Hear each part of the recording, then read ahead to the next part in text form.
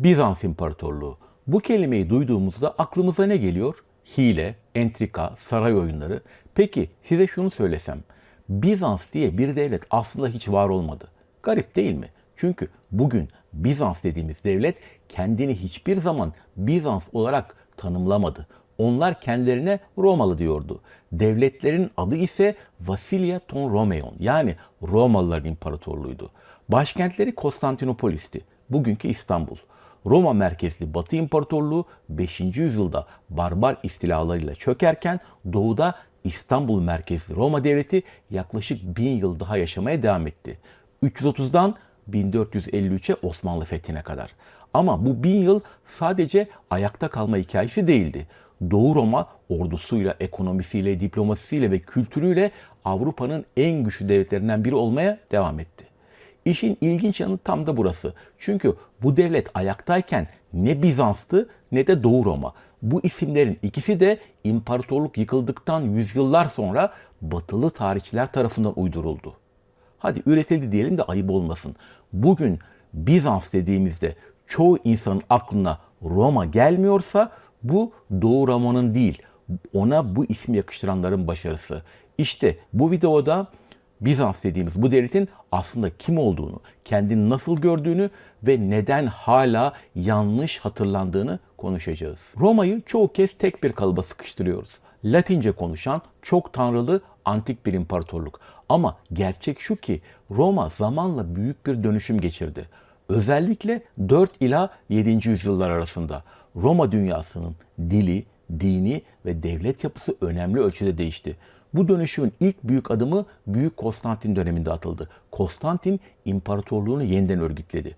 Boğaz kıyısındaki küçük Bizantiyon kentini başkent yaptı ve ona kendi adını verdi. Konstantinopolis. Aynı dönemde Hristiyanlığı serbest bırakarak Roma, hatta dünya tarihinde bir dönüm noktası yarattı. Böylece imparatorluğun merkezi yavaş yavaş batıdan doğuya doğru kaydı. Bu süreci 1. Theodosius tamamladı. Onun döneminde Hristiyanlık artık sadece serbest bir inanç değil, imparatorluğun resmi dini haline geldi. Pagan, yani putperest ibadetler, yani çok tanrıcılık yasaklandı. Bu noktadan sonra din Roma'da devlet işlerinden ayrı bir alan olmaktan çıktı, doğrudan yönetimin içine girdi. Üçüncü büyük dönüşüm ise 7. yüzyılda Heraklios döneminde yaşandı. İmparatorluğun askeri ve idari yapısı yeniden düzenlendi. Latince'nin yerini resmi dil olarak Yunanca, yani halkın dili aldı. Artık Roma devleti doğuda Yunanca konuşuyor, Hristiyanlık gündelik hayatın merkezinde yer alıyor ve devlet-kilise ilişkisi bambaşka bir biçim kazanıyordu. Bütün bu değişimlere rağmen şunu unutmamak gerekir. Ortada hala bir Roma devleti vardı. Hukuk sistemi Roma'ydı. İmparatorluk kurumları Roma'ydı. Meşruiyet anlayışı, yönetim geleneği ve devlet fikri Roma'dan geliyordu. Ancak modern tarihçiler bu dünyayı antik Roma'dan ayırmak için yeni bir etiket kullandı. Bizans. Konstantinopolis merkezli olması, Latince'nin yerine Yunanca konuşulması ve Ortodoks Hristiyanlıkla tanımlanması bu dönemin ayrı bir başlık altında incelenmesine yol açtı ya da vesile oldu diyelim. Sanat ve kültürde ise benzer bir süreklilik görüyoruz. Bizans İmparatorluğu Roma'nın siyasal devamı olduğu gibi Bizans sanatı da Roma sanatının devamıdır. Roma sanatı da zaten büyük ölçüde antik Yunan estetiğinden besleniyordu. Bu yüzden Bizans sanatı klasik mirası hiçbir zaman tamamen terk etmedi. Konstantinopolis uzun süre boyunca antik çağdan kalma heykellerle dolu bir şehir olarak yaşamaya devam etti. Ama Bizans sanatı sadece geçmişin hatıralarının tekrarda değildi. Zamanla daha sembolik ve daha ruhani bir estetik anlayış geliştirdi. İmparatorluk çok etnik stili, çok etnikli yapısını ve Romano-Helenistik geleneğini korusa da batılı çağdaşları tarafından giderek daha çok Yunan olarak görülmeye başlandı. Bütün bu değişimlere rağmen devletin özü hala Roma'ydı. Konstantinopolis'e yeni Roma denmesinin nedeni de tam olarak buydu. Burası sadece bir başkent değil, Roma kimliğinin doğudaki siyasi ve ideolojik merkeziydi. Sorun aslında batıda başladı. Batı Avrupa, Doğu Roma'yı hiçbir zaman gerçek Roma olarak kabullenmedi. Ama bu reddiye de bir anda ortaya çıkmadı. Bu yüzyıllar boyunca adım adım yol alan siyasi ve kültürel bir kopuştu. 476 yılında Batı Roma İmparatorluğu çöktüğünde Roma artık yaşayan bir devlet olmaktan çıkmış, sahip olunmak istenen bir ünvan haline gelmişti. Ve Batı için burada ciddi bir sorun vardı. Roma hala yaşıyordu ama doğudaydı, Batı'nın elinde değildi. Çünkü senato, hukuk, imparatorluk bürokrasisi, ordu, hatta Roma vatandaşı kavramı Konstantinopolis'te yaşamaya devam ediyordu. Doğudaki devlet kendini Roma olarak adlandırıyor, imparatoruna Roma İmparatoru diyordu. Yani Roma kağıt üzerinde değil, fiilen hala vardı. Batı Avrupa'da ise siyasi bir boşluk vardı. Germen krallıkları eski Roma topraklarını yönetiyordu ama Roma'nın kurumsal mirasına sahip değillerdi. Bu yüzden Roma fikri bir devlet olmaktan çıkıp bir meşruiyet aracına dönüştü. Yani artık Roma Batı için ele geçirilmesi gereken bir simgeydi. Bu çelişki inkarla çözüldü. 800 yılında Papa Frank Kralı Şalman'ı Roma İmparatorluğu ilan etti. Bu sadece sembolik bir tören değildi. Doğu Roma'ya verilen açık bir mesajdı. Gerçek Roma artık sen değilsin. Ama ortada küçük bir sorun vardı. Doğu Roma hala ayaktaydı. Hala güçlüydü ve hala kendine Roma diyordu. Batı bu gerçeği ortadan kaldıramıyordu. O halde çözüm belliydi. Roma adını, Roma kelimesini yeniden tanımlamak gerekiyordu. Batı anlatısına göre Roma, Latin, Katolik ve Batı merkezliydi. Konstantinopolis ise Yunanca konuşan, Ortodoks ve dinen sapkındı. Dil burada kilit rol oynadı. Yunanca konuşan bir Roma Batı için kabul edilemezdi. Oysa Roma İmparatorluğu'nun doğu yarısı başından beri Yunanca konuşuyordu. Ama mesele tarih değildi. Din bu reddiyeyi daha da derinleştirdi. Katolik Batı ile Ortodoks Doğu arasındaki teolojik ayrılıklar siyasi rekabetle birleştirildi. Doğu Roma artık Batı için sadece farklı değil, yanlış Roma'ydı. Böylece Roma kimliği Batı'da daraltıldı, sadeleştirildi ve Doğu'dan koparıldı. Sonunda şu anlatı üretildi. Doğudaki devlet Roma değildi. O sadece Yunanların imparatorluğuydu. Bizans terimi işte bu reddiyenin akademik kılıfı oldu. Batı Doğu Roma'yı Roma olmaktan çıkarmak için önce dili değiştirdi, sonra tarihi yeniden yazdı. En sonunda da hafızalardan silmeye çalıştı. Oysa Konstantinopolis'te yaşayanlar için mesele hiç de tartışmalı değildi. Onlar Romei yani Romalıydı. Devletleri Vasilia Romeion yani Roma İmparatorluğuydu. Batı'nın onları nasıl adlandırdığı içerideki kimliği değiştirmiyordu. Ama tarih çoğu zaman içeriden değil, hikayeyi yazabilenin gözünden okunur. Ve Batı Roma adını doğudan alarak kendi hikayesini yazmayı başardı. Biz de hep bu hikayeyi okuduk. Bizans adı işte tam bu noktada devreye girdi. Roma İmparatorluğu'nun geç dönemlerini tanımlamak için Bizans teriminin ilk sistemli kullanımı 1557 yılına dayanır. Alman tarihçi Hieronymus Wolff, Bizans Tarihi Külliyatı adlı eserini yayınladığında bu adı tercih eder. Terimi Konstantinopolis'in başkent olmadan önceki adı olan Bizantyon'dan türetir. Bu adlandırma masum değildir. Çünkü Roma adını bilinçli bir şekilde doğudan koparır. Bizans kelimesi bundan sonra İstanbul şehri için zaman zaman tarihi ya da şiirsel bir gönderme olarak kullanılır. Bizans İmparatorluğu ifadesi ise 19. yüzyılın ortalarında tamamen kabul bulur. Bu dönemde terim özellikle Roma merkezli ve Latince konuşulan erken Roma'dan farkları vurgulamak için tercih edilir. Bizans adı Batı Avrupa için son derece kullanışlıdır. Çünkü kendilerini Roma İmparatorluğu'nun gerçek mirasçıları olarak gören Batılı devletler bu sayede Doğu Roma'nın Romalılık iddiasını zayıflatmış olur. Yani Bizans sadece tanımlayıcı bir kavram değil, aynı zamanda bir kimlik dışlama aracıdır. Zamanla kelimenin anlamı daha da bozulur. Modern dönemde Bizans sözcüğü aşırı karmaşık, anlaşılması güç, entrikacı yapıları tanımlamak için kullanılmaya başlanır. Bizans diplomasisi ve Bizans oyunu gibi ifadeler bu döneme özgüdür. Bunlar aslında Orta Çağ'da Batılıların Bizans'ın kurumsal devlet yapısı karşısında yaşadığı şaşkınlığın, ezikliğin dışa vurumudur. Ama ilginçtir. Bizans-Roma ayrımı sadece Batı'ya özgüdür. İslam dünyasında, Slav kaynaklarında Doğu Roma, Roma olarak görülmeye devam etmiştir. İslam kaynaklarında bu devlet açıkça Rum diye anılır. Osmanlı'daki milleti Rum ifadesi bunun doğrudan kanıtıdır. Yani Doğu Roma, Roma olmaktan yalnızca Batı'nın zihninde çıkarılmıştır. Burada da sıkça söylenen bir söz vardır. Tarihi kazananlar yazar. Bu söz yarı doğrudur. Çünkü tarihi kazananlar sadece yazmaz. Aynı zamanda adlandırırlar. Adlandırmak yazmaktan daha güçtür. Çünkü yazılan metinler tartışılabilir ama verilen adlar çoğu zaman sorgulanmadan kabul edilir. Roma'yı Bizans diye adlandırmak Doğu Roma'yı anlatmanın sadece bir yolu değildi. Bu onu Roma tarihinin dışına itmenin en etkili yoluydu. Bugün artık şunu açıkça söyleyebiliyoruz. Bizans terimi batılı tarihçiler tarafından bilinçli bir ayrıştırma ve mesafe koyma amacıyla üretilmiş bir kavramdır. Bunun ideolojik bir arka planı olduğu artık inkar edilemez. Peki madem öyle, neden hala Bizans diyoruz?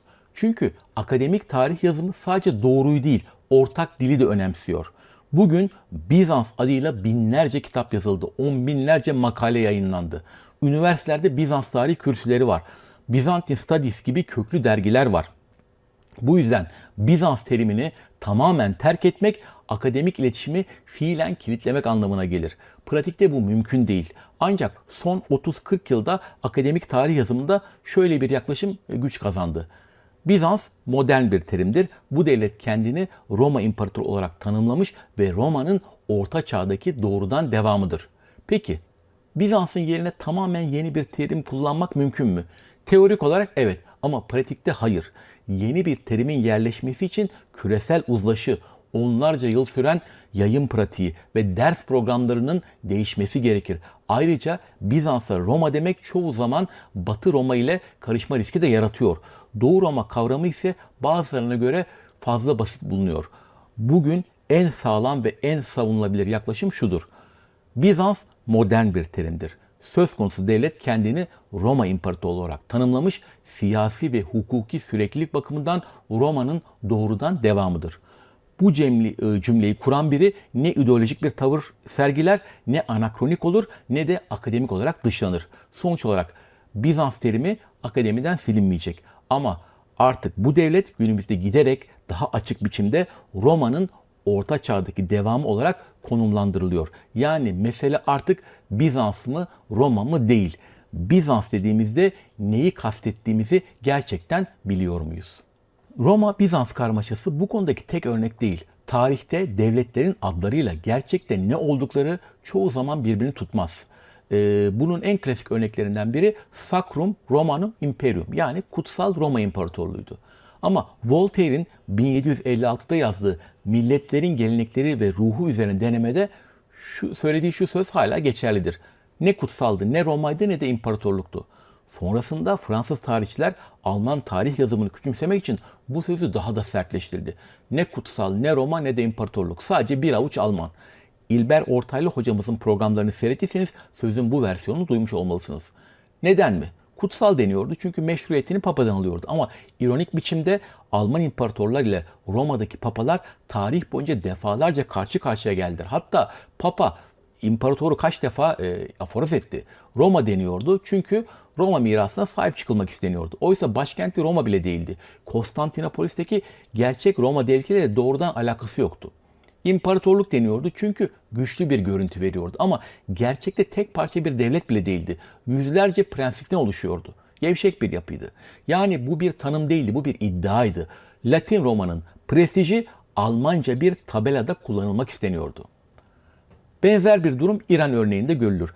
Batı bu coğrafyaya yüzyıllarca Persya dedi. Çünkü ilk temas ettiği eyalet oydu. Oysa halk kendine İran diyordu. 1935'te İran devleti dünyaya açıkça şunu söyledi. Bizi kendi adımızla çağırın. Bu nadir bir şeydir. Bir kelimeyi reddetmek aslında bir bakış açısını reddetmektir. Benzer şekilde 2022 yılında Türkiye uluslararası kuruluşlarda resmi adının Türkiye olarak kullanılmasını talep etti. Birleşmiş Milletler onayıyla İngilizce resmi platformlarda bu ad benimsendi. Çok da iyi oldu. Çünkü Turkey'nin İngilizce diğer karşılığı Hindi anlamına geliyordu. Aztekler kendilerini Aztek demedi, Meksika idiler. Aztek adı 19. yüzyıl Avrupa tarihçilerinin bir icadıdır. İnka adı ise bir halk adı bile değildir, bir ünvandır. Devletin gerçek adı Tawantinsuyo'ydu. Yani 4 bölgenin ülkesi. Ama biz bütün bir toplumu yönetici sınıfın etiketiyle tanıyoruz. Belki de en çarpıcı örnek Vikingler. Viking bir halk adı değildir, bir kimlik değildir, bir faaliyettir. Deniz aşırı ticaret ve yağma yapan kişi demektir. Yani aynı kişi bir yıl Viking, ertesi yıl çiftçiydi. Ama modern anlatı onları tek bir kültür ve tek bir kimlik gibi sundu. Demek ki isimler çoğu zaman gerçeği anlatmaz. Düzenler, sınırlar bazen de bozar. Bu yüzden bir devleti anlamak için önce şu soruyu sormak gerekir. Bu adı kim verdi? Ne zaman verdi? Ve bu adı verirken onda neyi görmek istemedi ya da saklamak istedi ya da neyi görmek istedi? Biz Çin diyoruz. Batı China diyor. Ülke kendine Zongo diyor. Yani Orta Krallık. Çin muhtemelen Çin hanedanından türemiş bir dış at. Bir hanedanın adı bütün bir uygarlığın etiketi haline geliyor. Amerika diyoruz. Oysa Amerika bir kıta ama bir kelime tek bir devlete aitmiş gibi kullanılıyor. Bu bir tesadüf değil. Dilsel güç meselesi. Kimseyi işgal etmeye gerek yok. Kelimenin gücü yeterli. Orta Doğu diyoruz. Kimin ortası, kimin doğusu? Avrupa'nın. Bölge halkları kendilerini Orta Doğulu olarak tanımlamıyor. Zaten neden tanımlasınlar? Ama kavram o kadar yerleşmiştir ki artık doğal kabul edilir. İşte adlandırmanın en sinsi hali budur. Sonuç basit. İsimler masum değildir. Bugün kullandığımız pek çok ad güç ilişkilerinin, sömürgeci mirasın ve akademik kolaycılığın ürünüdür. Tabii ki bu bir komplo hikayesi değil. Tarihçiler kötü niyetli değildi. Ama modern tarihçilik dünyayı yönetilebilir kılmak için etiketler üretti. Bu etiketler anlatımı kolaylaştırdı ama bazı şeyleri de görünmez kıldı. Doğu Roma'ya Bizans demek de tam olarak böyle bir şey. Anlatımı sadeleştiriyor ama 1000 yıllık Roma'nın sürekliliğini perdeleyebiliyor. Şimdi bu videodan sonra Bizans kelimesini duyduğunuzda bir dakika Roma'dan mı bahsediyoruz diye soruyorsanız bu video amacına ulaşmıştır. Çünkü artık tarihe bakmıyorsunuz. Tarihin nasıl anlatıldığına bakıyorsunuz demektir. Bu videonun da sonuna geldik. Bir kelimenin arkasına saklanan tarihi politik ve ideolojik yönleriyle elimden geldiğince açık ve anlaşılır bir şekilde anlatmaya çalıştım. Umarım bunu başarabilmişimdir. İzlediğiniz için gerçekten teşekkür ederim. Bir sonraki videoda muhtemelen Anadolu ve çevresinin genetik ve tarih mirasına bakacağız. Bu kez Y-DNA yani erkek hatlarını bir kenara bırakıp mtDNA yani anne soyları üzerinden gideceğiz. Kaçırmamanızı tavsiye ederim. Eğer bu video size yeni bir bakış açısı kazandırdıysa ya da bir dakika bunu hiç böyle düşünmemiştim dedirttiyse ne mutlu bana. Beğeni, yorum, paylaşım, takip, kısacası vereceğiniz her türlü destek bu kanalın büyümesine gerçekten katkı sağlıyor. Şimdiden hepsi için teşekkür ederim. Bir sonraki videoda görüşmek üzere, hoşça kalın.